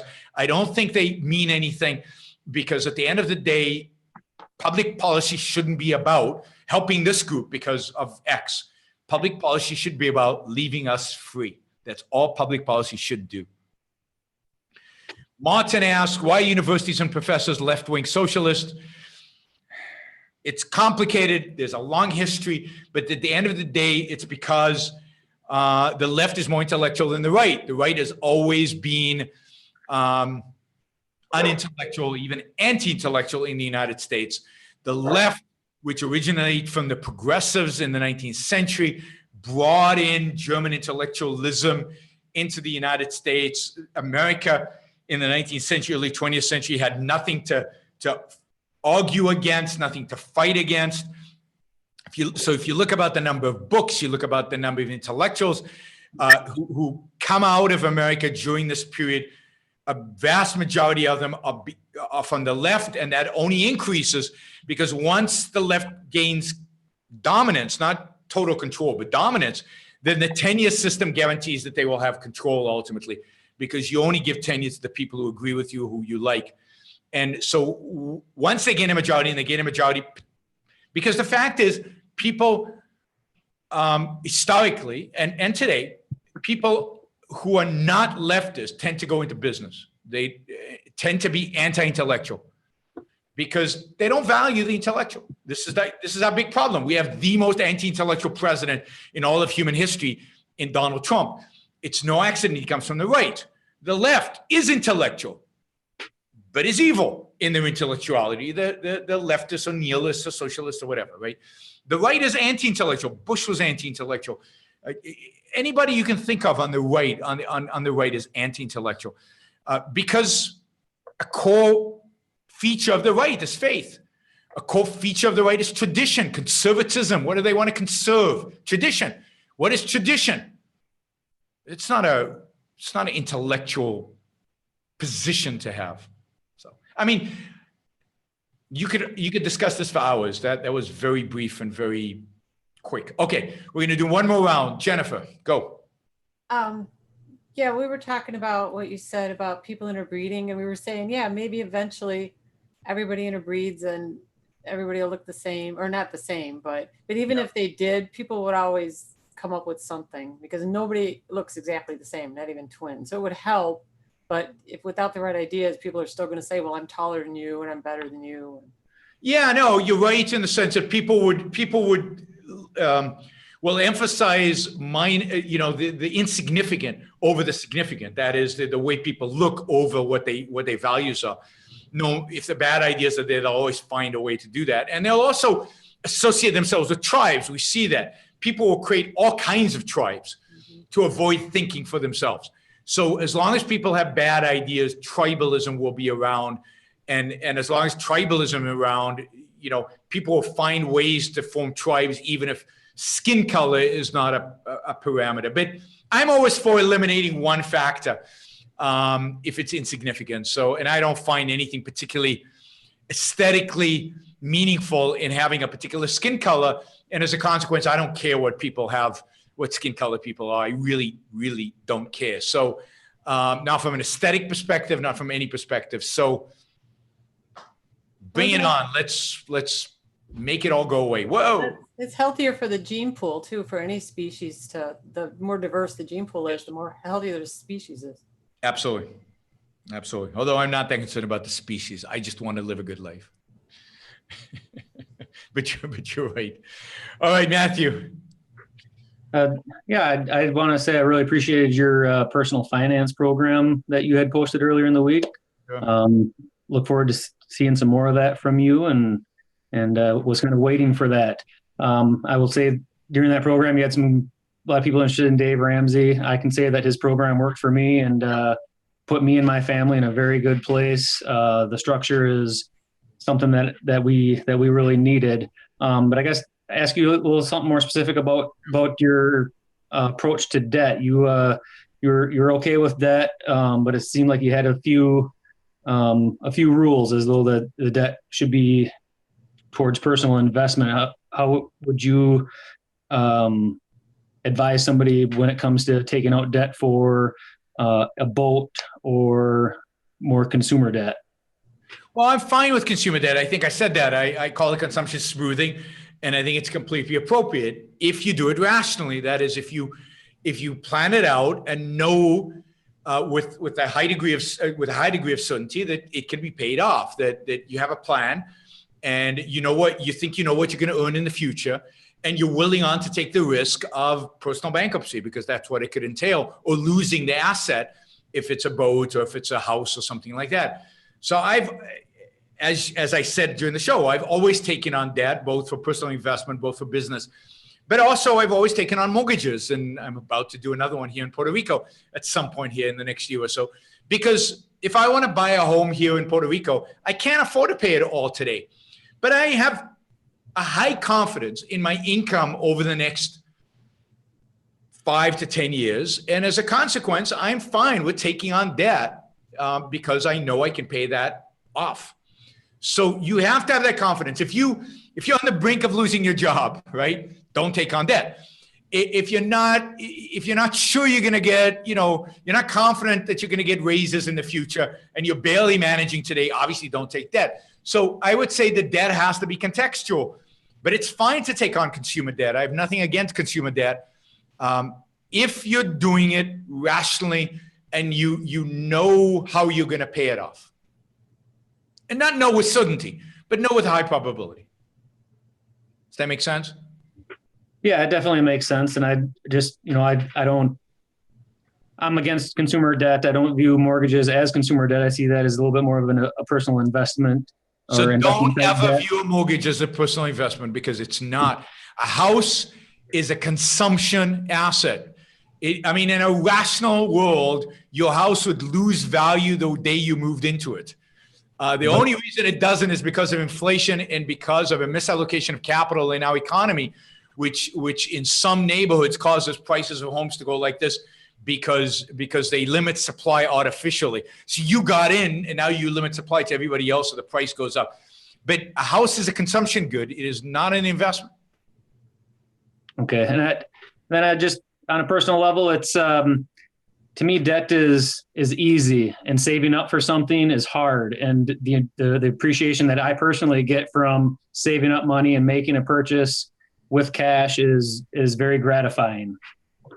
I don't believe in hard when you can do it easy. I mean, if I can get the boat today and I have a high degree of confidence that I can pay it off and I get to enjoy the boat, let's say it's a 5-year loan, right? I get to enjoy the boat over the next 5 years. I'm going to enjoy the boat over the next 5 years. And yeah, it's easy. Cool. I love easy stuff. Again, I'll get to enjoy the boat for longer. My life will be happier and more pleasant. Again, if I can pay it off, then so I have a very different, I don't believe in hard. I don't believe in sacrifice. I don't believe in the gratification because you work. It's a boat, right? The thing I want to really work hard on is not to get the money for the boat. It's to achieve greater success in my career. You know, that's where I really want to exert myself. And that's where hard means something. But just to save, why save when I can, instead of saving, I can pay off the debt and still use the boat right now. I get 5 more years of using my boat if it would take you 5. So, you know, Dave Ramsey has worked for you. So I don't want to undo that, right? It's worked for you. But my attitude is the complete opposite. If I want something now, again, that's rational, and I have a path to where I'm going to pay it off, why not start enjoying it today and not have to postpone its enjoyment for 5 years? I'm not going to. So, but again, we have different risk tolerances and so on, and that's fine. And again, I would not fool around too much with the system that already works for you. But I would make sure that you don't have, because a lot of people have in them, and this is the legacy of altruism. Self-denial is good. It'll make me appreciate it more when I get it.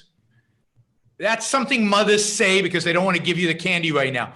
You don't appreciate it more because, you know, that's not right. So even if you take on debt, you still earned it. It's still yours. You've still worked hard to get it, and you're going to work hard in the future to get it. There should be no difference in how much you enjoy it. And indeed, as I said, you'll get the 5 years additional to enjoy it in. So I would just say, make sure it's not altruism. Now, I'm not saying I'm right. I'm just saying it's good. It's good for all of us because all of us fall into this, to make sure that our habits are not driven by altruism. And Dave Ramsey, you know, now I don't think there's altruism there, but there's a certain conservatism about not enjoying yourself too much, I guess. I'm for having fun, you know, within reason, within bounds. So that's just me. Okay, thank you. Sure. Jonathan, I have to unmute you. I'm sorry, Yaron. Very briefly, I wanted to ask you about having children. It was something that you were asked about on a recent podcast, and you spoke very enthusiastically about all the values that you've gotten about having children. And I know there was some kind of, you know, fun discussion in objectivist circles about children and Ayn Rand and children. I guess I would ask you, what do you think Ayn Rand, you know, when you speak so enthusiastically about the values you've received from having children, what do you think Ayn Rand was missing that she didn't see or envision for herself what you have achieved for yourself, if I can ask that? I don't think she was missing anything. That is, I think she just had a different hierarchy of values, and she was a woman. And I think this is different from a woman from a man. A man can want to have children, but he can't have them without the cooperation of a woman. And there's something about a woman having children. There's something about a woman taking care of her children, that I don't think you can just replace it with a man taking care of his children. So it's a much, much bigger commitment for a woman to have children than it is for a man to say, I'm going to have children. Because the assumption is when a man says, I'm going to have children, is to some extent, large extent, the woman's going to do the work. A, the woman's going to carry the child for 9 months. And B, women are the one who typically take care of the children early on in that child's life. And I think that's natural. And I think that's reasonable to expect. And I think Ayn Rand wrote about it, that she thought it was the right thing to do. There's a certain thing about being a mother that is different than being a father. Like there's something different about being a woman, being a man, femininity, masculinity, all of those differences that today we want to whitewash and make go away. Now, don't ask me what all those differences are, because I don't know. And I'm not a psychologist, but they exist. So for Ayn Rand to be a mother with everything that motherhood meant to Ayn Rand, which meant carrying the baby 9 months and then taking care of it and taking responsibility for this being for those years. And what that meant is she couldn't write Atlas Shrugged because of it. Because those were the years where you're childbearing age in your 20s and 30s. And those are the years where she was most productive, writing those novels, struggling to write those. So she had to choose. Do I give up the most important thing in my life, which is the projection of the ideal man in literature, or do I have a child? That was the choice that she framed for herself. And she said, I cannot give up the projection of the ideal man in literature for anything. And therefore she gave up the idea of childbearing. Now, by the time she wrote Atlas Shrugged in 1957, she was 52. She couldn't have had kids. So maybe biologically at that point you could still have kids. She would have chosen differently, but because she had fulfilled her one goal. But given that that was her goal, and she needed all of her mental, psychological, physical focus on that goal because it was so hard, she couldn't have another important goal in her life like having kids. All right, I've got a bunch. Sure, I've got a bunch of super chats. I'm going to go through these, and that's going to be it because we're already an hour and a half in. I thought I was going to do this quick and easy. It was going to be an hour today, but nah. All right, are you interested in seeing movies dramatizing historical events? Operation Finale is coming out soon. I'll look for it. I don't know what that's about. I am interested in movies that dramatize historical events, although I find them always a little frustrating because I don't know what really happened and what didn't really happen. If it's fictional, I don't have to worry about that. So I just watch it purely for the enjoyment. In a true objectivist society, are elections necessary? If so, why? Yes. I think so, but the minor, that is elections are elections for the representatives. Yeah. Who then sit in, you're not muted, Jonathan. You're not muted. I'll mute you. Okay, you're muted now. Elections are necessary for the representatives who are going to make laws, and they're still going to be necessary to make laws, and who administratively might run the government. That is, an executive branch needs to be run, I think, by somebody elected.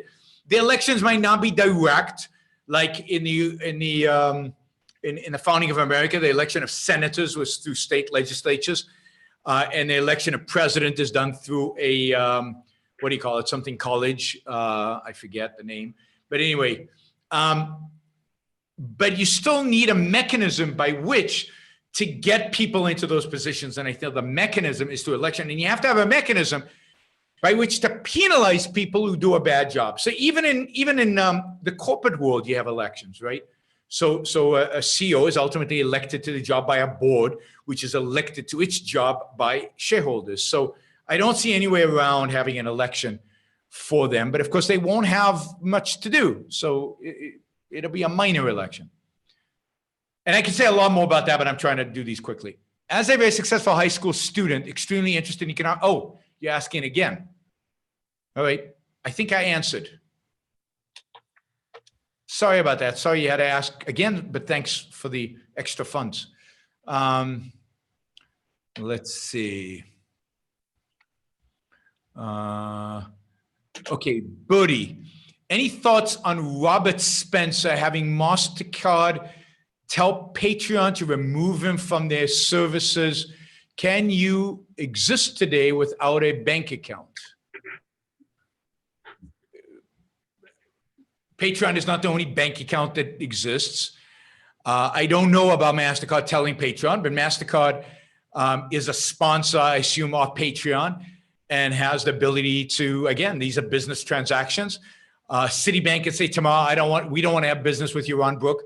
They have every right to do that. So I have no problem with it. I have no problem with every bank in the country banning Robert Spencer. And I always get confused between Robert Spencer and Richard Spencer. Robert Spencer is the Islam expert, right? Richard Spencer is the alt-right Nazi, right? So I think Robert Spencer is the Islam. I mean, I think it's sad that to have the positions Robert Spencer has, businesses are banning you, because while I disagree with some of what Robert Spencer has to say about Islam, I've been on stage with him, I've interacted with him, and I wouldn't ban him. There are people I would ban if I was running a business that I would not want to do business with. You know, racists, Nazis, communists, I do not want to, I mean, explicit communists, I would not want to have business with. If I ran a private bank, I would not bank Nazis, communists, whatever. I don't believe the platform should be neutral. Platform should be whatever the owners of the platform want them to be. If MasterCard sponsors Patreon, it doesn't want Patreon, its customer, to have a relationship with person X, and Patreon wants the sponsorship of MasterCard so much as they're willing to give in, then so be it. That's what a private economy works on. It works on voluntary transactions. Voluntary. That's the essential word. I believe in voluntary.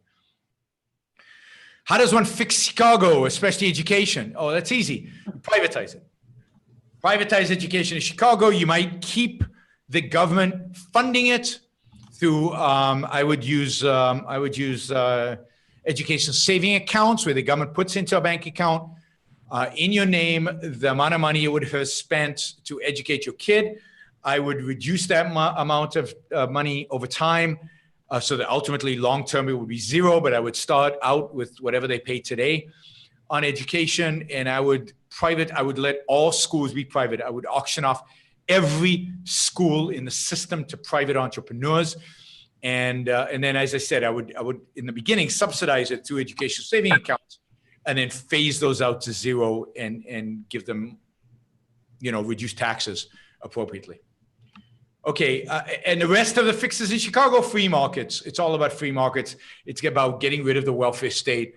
It's about holding people accountable. It's about adding more policemen to the streets. It's about allowing the police to be tough with gangs, breaking them up, legalizing drugs. Legalizing drugs would help a lot. It's getting rid of the war on drugs. It's about all of those kind of things. The objectivist comic book writer Steve Ditko died a few months ago. Do you have any thoughts on his life and work?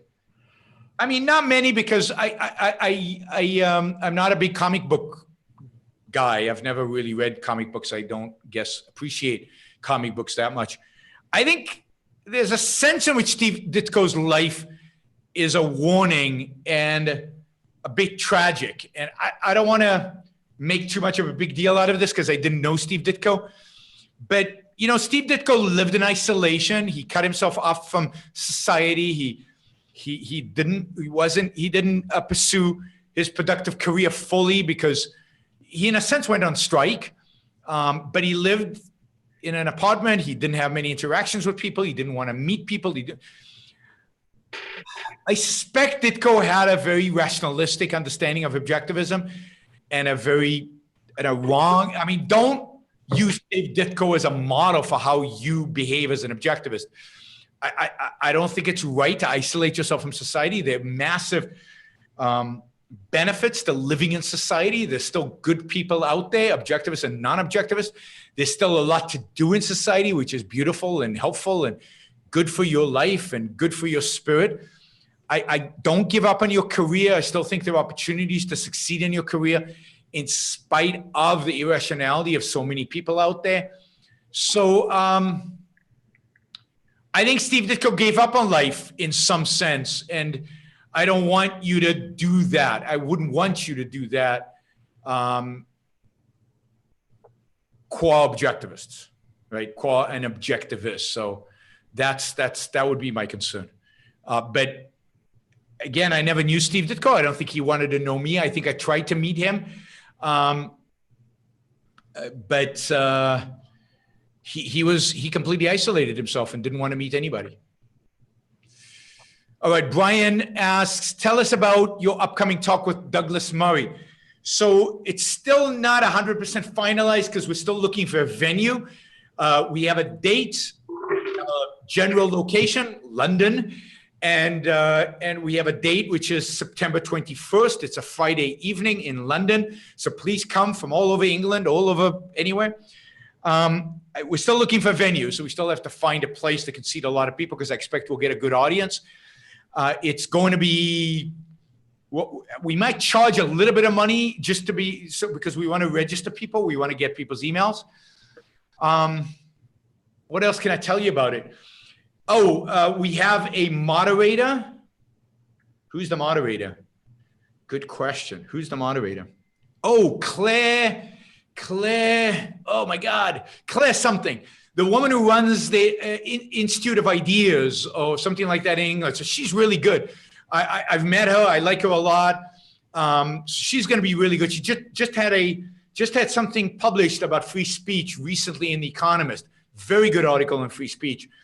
So she's going to be really good, and I think she'll attract a lot of people because she runs the Institute of Ideas. So I think it's going to be a great discussion. I don't see it so much as a debate. I think the theme is going to be who is killing Western civilization. My big beef with Douglas Murray is he gives too much credit for the Judeo-Christian tradition. It's my same beef as I have with Ben Shapiro. Way too much credit to the Judeo-Christian tradition in terms of what Western civilization is, and therefore his ideas, what's killing Western civilization is our secularism, although he's an atheist, is the fact that we're secular and therefore don't have a value system to combat Islam with. And I'm going to argue that the value system is the Enlightenment values, and Ayn Rand certainly presents us with a value system that is much better at fighting Islam than anything the Judeo-Christian tradition would give us. And the Judeo-Christian tradition versus Islam is a very, very, very, very bad and very bloody alternative. I prefer what happened in the West during the Enlightenment, which is the secularization, but value-driven secularization, the values of reason and individualism. So that'll be the discussion, and I'm curious to see what Douglas has to say. Now, I've heard that Douglas Murray follows my work and likes it. So I expect a very friendly conversation. I like a lot of his work, and I've seen a lot of his interviews, and I like them. And I'm in the middle of his book on the death of the West, and it's fascinating. And he's done some brave, interesting work. So I think it's going to be a good event, and I encourage you all to come. There's enough differences to make it interesting, but there's enough similarities to make a conversation, I think, deep. Are you making any kind of judgment on in-group preferences when you criticize tribalism? Do you think that we should transcend in-group preferences? Absolutely, we should transcend in-group preferences. I don't know what in-group preferences is. Somebody's belonging to a group does not add value unless that group is meaningful. That is an objectivist group, right? So it's an ideological group, or a group who love 19th century romantic art, or the group who loves, so the group has to have meaning. If the group is just based on ethnicity, skin color, nationality, random whatever you want, tallness, to use Jennifer's example, color of eyes, then it's stupid, it's irrational, it's meaningless, and in-group preferences are meaningless. So it's true that, I don't know, some people like blondes. All right, That's fine. But you know what? If you meet the woman of your dreams in terms of everything else, and she happens to be a brunette, are you really going to give her up because of the in-group preferences? Because you're blonde and she's not, or whatever. I don't even know. So I just think it's superficial and silly. And I'm thoroughly against anything tribal. There are no tribes, even objectivism. I don't like, I almost sounded like Leonard Peikoff. I was going to say, I don't like most objectivists. And there's a certain element of truth to that. I don't, a lot of objectivists are rationalistic, superficial, uninteresting, or boring, or whatever. And I don't know if it's most, but there are a lot. I don't like all objectivists. Just because you belong to the objectivist tribe, it doesn't make me like you. So I don't like tribes. Just because somebody calls himself an objectivist doesn't make me like them. They have to be an objectivist, and they have to be an interesting objectivist. They have to provide some value to me. So tribes are meaningless. I escaped my tribe once, and I'd escape it again, and I'll escape. I used to be a real tribalist, a real collectivist, and I've moved away from that, and I encourage you all to do that. Operation Finale is the capture of Eichmann. That's great, and I'm looking forward to that story. It's a great story, and it's a story of justice. So that's the movie somebody mentioned is coming out soon. And I'm running out of time here. Like, the show has to end at 2 hours. Okay, I think this is the last question. Yes, last question. No more super chat unless it's real money. Then you can ask.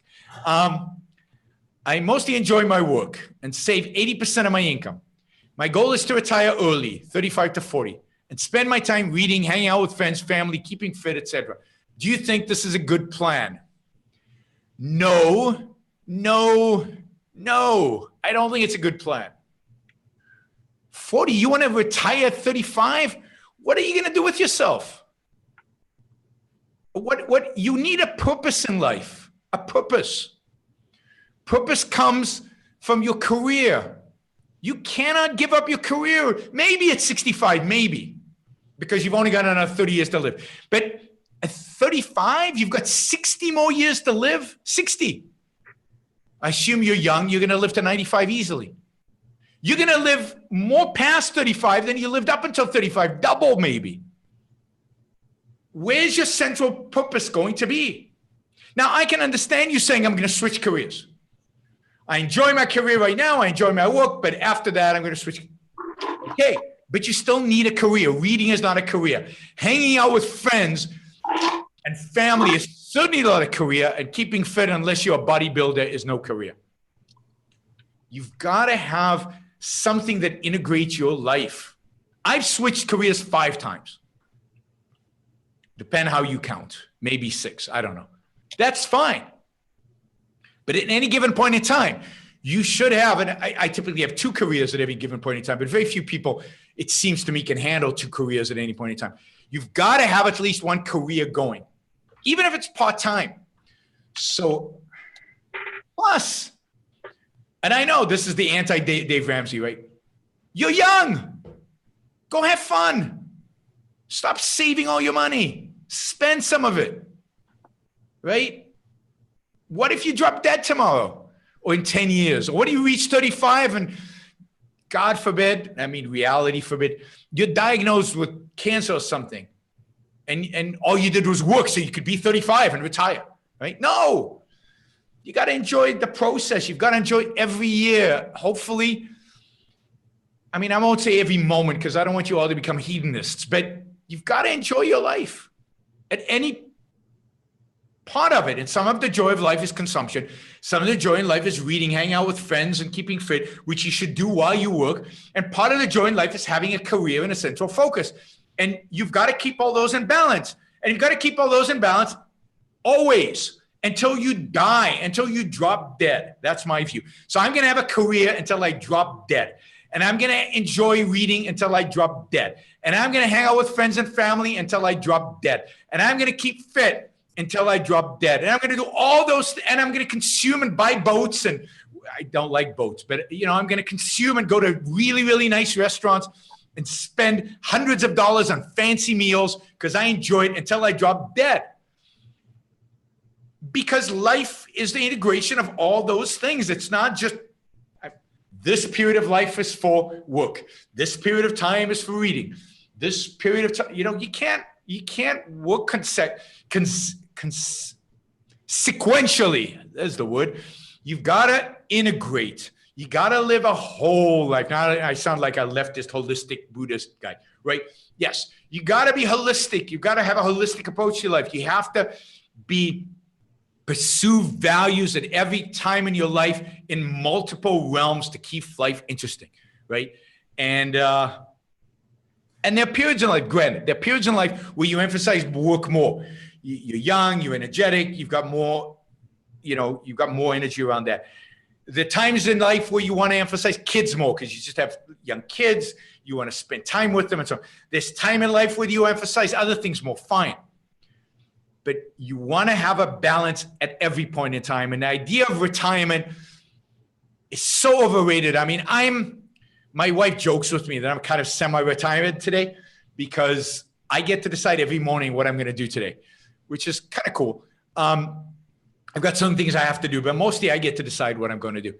And I've got multiple things going on, and I'm kind of one of the busiest people I know, but I get to decide what to do. And it's still hard that I'm not going to work, right? It's not easy to focus. It's not easy and even this so-called semi-retirement, which is not really retirement, is challenging. Anyway. Let's see. I just want to thank you. You helped me see Ayn Rand from a powerful new lens. Thank you, the philosophist. And let's see, Unshelled Coast. I said the other one was the last question. How does private education help become individuals? Well, private education is everything. It helps you become an individualist. It gives you knowledge, actual knowledge. You actually learn something. It treats you as an individual. But the biggest problem in Chicago right now is the lousy public educational system. And I'd say second is the war on drugs, which is destroying those neighborhoods, creating gangs and encouraging people to participate in those gangs. Those are the two most important things. But knowledge, private education would give you knowledge. Knowledge is power, power in the positive sense, power over your own life, power in being able to change your environment to fit your needs, which is the essential human activity that moves you forward in life. If you don't have knowledge, you cannot be successful in life. Whew, I'm exhausted. It's Sunday. I don't know, maybe I should take a couple of hours off. I'm flying to Chicago, Jonathan. I'll be in Chicago tomorrow. I know I've got a 5 a.m. flight or something, 6 a.m. flight, something ridiculous like that. It's like I have to wake up at 4:30 tomorrow. Coming to Chicago with Tal, the CEO of, we're gonna meet some people, and then I'm flying back on Tuesday, and then Wednesday I fly to Brazil. And so I'm not going to do many shows in the next 2.5 weeks because I will be traveling, and I'll try to do some from Brazil. It's always fun to do kind of my road shows and tell you about what's happening while I'm traveling. So I'll try to do maybe one show from every city in Brazil, 5 different cities. So we'll see if I can pull that off. But I'll do some shows from Brazil, but we won't have a regular schedule. But what I am going to be doing is every 2 days, we're going to be releasing one of my old lectures on video that haven't been on my channel. So we're going to put old lectures of mine on my channel, one every 2 days. And there's a lot of those videos out there. So what I want at the long run is to have all my videos on my channel. So if I'm going to ask permission from all the people who hold my videos on their channel, but I'm hoping to release all the videos on my channel. So you should be getting new material pretty much every 2 days on my YouTube channel, and some of it will also post on the Blog Talk channel. But I will be doing some shows from Brazil. Then I'll be back, and then on the 21st, if you have friends in England, let them know about the Douglas Murray event. I think it's a big deal. I think it'll be exciting. It'll be a lot of fun. And great. Thank you, Jennifer. Thank you, Matthew. Thank you, Jonathan, for all the support you give the show. Thank you, all your super chatters who ask questions using Super Chat. Thanks for your financial support of the show. And thank you for everybody who supports me on Patreon. Have a great rest of the weekend, rest of the week, rest of the month. And I will see you again really soon. Bye, guys.